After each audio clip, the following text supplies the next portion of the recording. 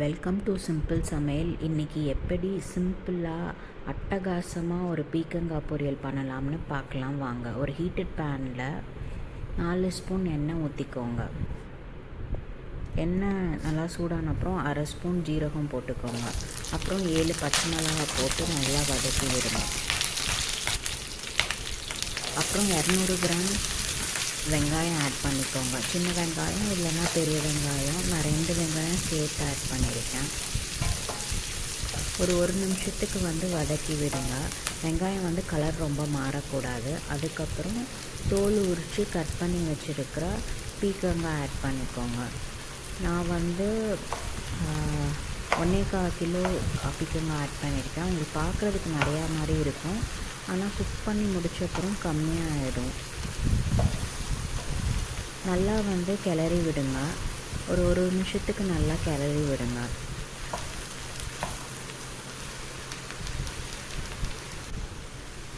அப்புறம் 1/2 ஸ்பூன் உப்பு ஆட் பண்ணிக்கோங்க. திருப்பி நல்லா கிளறி விடுங்க. அந்த வெங்காயம்லாம் நல்லா எல்லா இடத்துலையும் மிக்ஸ் ஆகிற மாதிரி நல்லா கிளறி விடுங்க.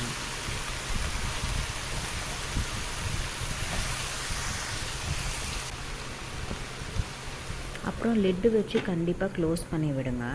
அப்போ தான் அந்த ஸ்டீம்லேயே அது குக் ஆகி நல்லா வரும்.